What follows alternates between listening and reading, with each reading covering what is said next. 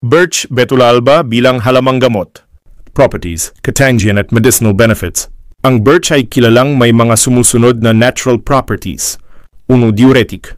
Tumulong maglabas ng sobrang tubig sa katawan. Mainam sa mild water retention. 2. Anti-inflammatory. May kakayahang bawasan ang pamamaga.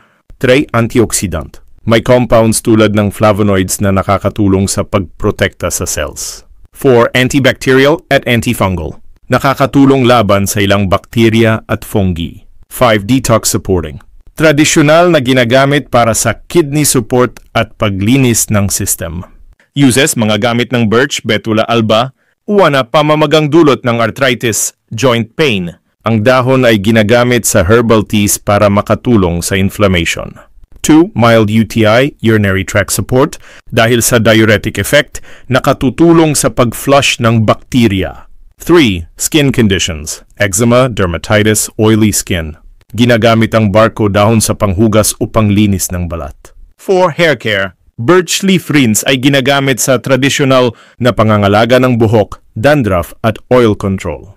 5. Pagpapababa ng water retention. Nakakatulong kung namamaga ang paa o kamay dahil sa fluid buildup. Uta procedure, mga paraan ng paggamit. Note, hindi ako magbibigay ng eksaktong dosage para sa kaligtasan. Ito ay general procedure lamang.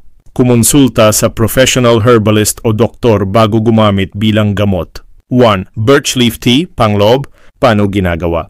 Patuyuin ang dahon, pakuluan ng tubig, ibabad ang dahon, salain, inumin.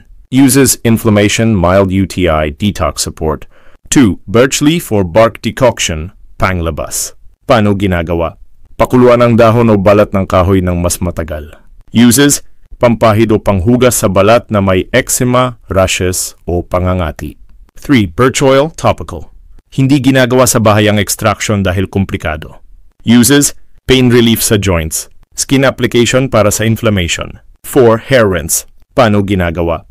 Gumawa ng mahina o dilute na tea, palamigin, gamitin sa anit pagkatapos mag-shampoo. Uses anti-dandruff at nagpapaganda ng oil balance. Mas precautions, babala at pag-iingat.